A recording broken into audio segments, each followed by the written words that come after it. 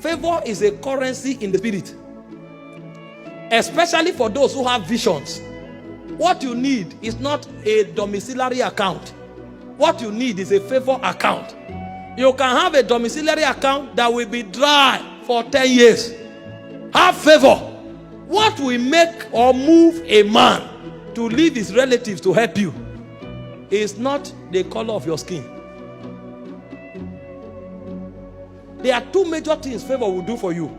One, it will make men submit to you. And number two, it will make resources gravitate in your direction.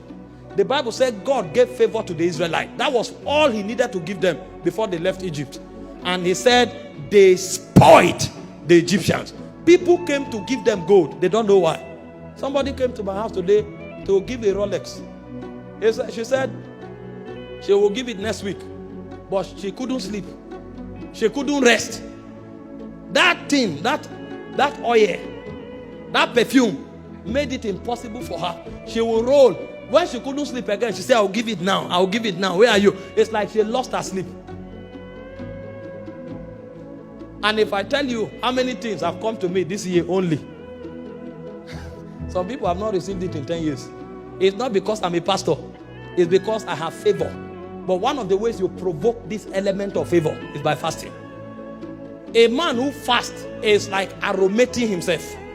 When you come out, something will happen to you. Let me read you a scripture so I don't overstretch it.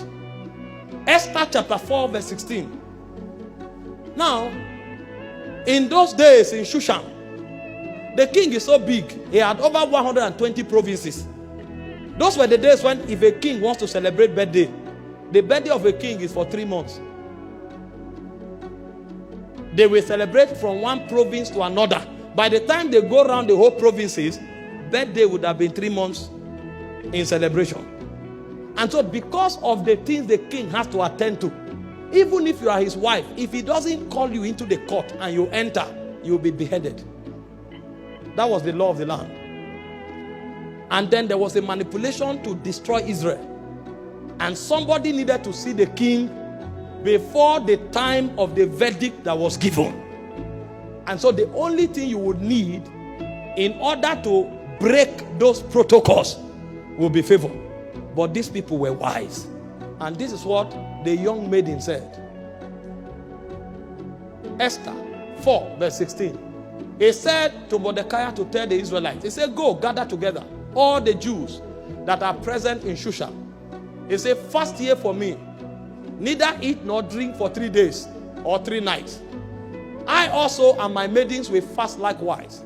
And so will I go into the king, which is not according to the law.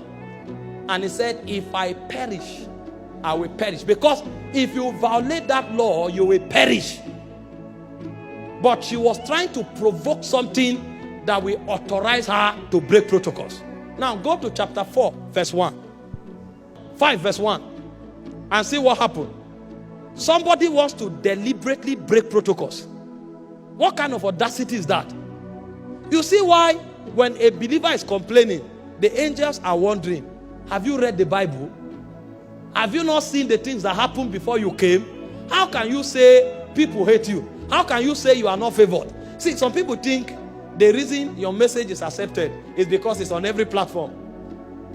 They now pay and put it on every platform. Nobody will now click. You don't know spirit. Some people think the reason your message will be heard is because of the intelligent exegesis. And so they are explaining Bible with Bible, scripture with scripture. If they want to explain one thing, they use 24 scriptures.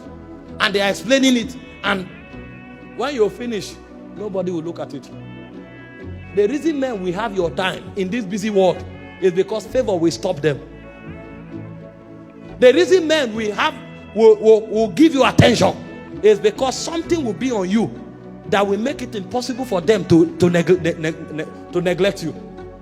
The maiden knew this. And so she deliberately wanted to break. See, power is beautiful when it doesn't happen by fluke. When you can make it happen. You can make it. You know what to do to make it happen. That was the demonstration of the excellency of the spirit that was revealed here. That somebody tells you, you are finished. And you say, no, I'm not. I'm not because I trust anything, but I know what to do. Somebody tells you, you will be kicked out. And you tell yourself, I can never be kicked out. Not me. And you know what to do. And you do it and get the result. Such was the demonstration that this queen showcased here. He said, now it came to pass on the third day, the moment fasting was over. He said that Esther put on her royal apparel. Are you seeing something? She put on fasting before she put on royal apparel. Some people are putting on royal apparels without fasting. You are going for the job interview, you wore a suit, ironed your shirt, and everything was fitted. The moment you enter, the person who is interviewing you will say, Kai, if I employ this person, he will kick me out of this office. And even though you qualify, he will reject you. The suit that looks excellent will be the reason why you will not be employed. Because you have put on the royal apparel without putting on fasting. You bring a proposal and they now read it and say, my God, so this kind of thing is possible. They will say, get back to us. They will go and change the title of that proposal and turn it to their You don't know this word. You don't know this word. They will turn the proposal to their own and tell you, you know, we can't fund that project. After 2 months, you will now see your project with another name flying. Is this not my project? Yes, it's your project, but they bought it over. He said, now it came to pass on the third day that Esther put on the royal apparel and stood in the inner court of the king's house, over against the king's house, and the king sat upon his royal throne in the royal house, over against the gate of the house. Go forward. He said, and it was so, when the king saw Esther, the queen, standing in the court, that she obtained. This is why she fasted. He said, when the king saw her, she obtained favor in the sight of the king. And the king held out to Esther the golden scepter that was in his hand. So Esther drew near, and the king touched the top of the scepter on her. Now, this favor is not English. Oh. See the impact. Hear what the king said. It is foolishness to utter such things. But when favor is at work, men actually become foolish. He said, the king said unto her, what will thou, Queen Esther? That is, what do you want me to do for you? And what is thy request? She has not asked. He said, it will be given thee even up to half of my kingdom. A man is not just willing to give you a gift. He wants to divide his kingdom. If you want to be a co-king with me, I will give it to you. What did she do? She fasted. You'll see why you have spoken the whole English for 2 hours. They say, okay, wait outside, we'll get back to you. And you have been waiting for 7 months. Because you didn't add fasting to your oratory. You only came with lingo. Thank God for Queen's English, but spirits don't hear it. How can a king tell you, I will give you up to half of my kingdom if you ask? What did you come with? I came with favor. How did you generate it? I generated it through fasting. And so when you are fasting, instead of being mindful of time, be mindful of favor. When that fasting begins to affect you, tell yourself, I'm submerged in favor. I'm submerged. Favor is beginning to rise on my inside. And when you step out from that fasting altar, you become audacious, because you know you have done something. And that thing you have done has an implication. That implication is a provoker of favor. You see why believers are defeated. They are not doing the things that are available to them. You now fast in January for 21 days. You exhaust the favor you generated in February. Meanwhile, your warfare began in April. By the time battle starts, favor has finished. Don't your perfume finish? Do you buy one perfume and use it for 10 years? No matter how powerful. And so if you want favor to be constant, you will keep fasting constant. This is what believers don't know. They are just quoting scriptures. It's not every scripture you quote. Somebody will now come and see this and say, because Esther had favor, I have favor. Do you have 3 days dry fast? This thing was provoked.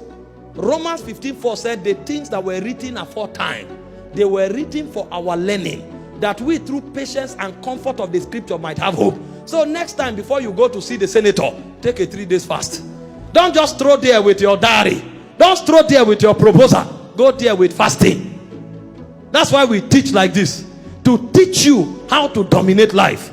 Next time, before you open your shop and start the business for the year, put 7 days fast, so that when you open that door, even when your billboard is not working, the angels will invite them. Because it's not everybody that will seek you through advert.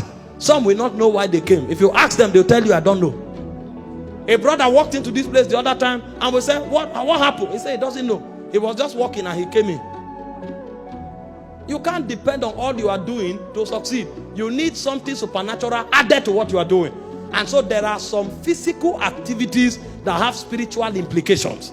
And so if you want to go ahead in life, instead of doing only the physical activities with physical implication, add physical activities that have spiritual implications. The Bible said when Aaron and Hur held the hand of Moses, Joshua was winning. That's a physical activity with spiritual implication. The same way, fasting is a physical activity with spiritual implication. Too many persons are dry of favor. They have the best of ideas, but there's no favor in their lives. And so the people that should help them are asleep. They gave us the land, 1.5 hectares in Uye, estimated to worth at least 1.8 billion. And then we said, okay, because we can't pack in quick, let's build a 2,000-seater auditorium first, so that we can move in and then we'll start our project. And somebody's thrown to look at the land. This is the land that was given to you. What do you say you want to do? I say, we want to build a 7,000-seater auditorium. But because of our time, we want to do 2,000 first. And he said, okay, I'll get my people, we'll build it in 2 weeks.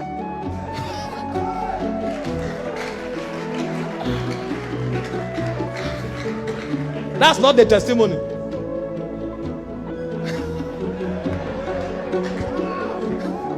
We will build it in 2 weeks. You know the cost? It's more than 200 million. As if that's not enough. As he now came, let's see the land so that we can bring stuffs to the field. Bulldozers are... He now saw 2 hectares by the side. He said, about this one? I said to her, we don't know who owns it. He said, okay, I will call now. Let's find out the owner, so we'll add it.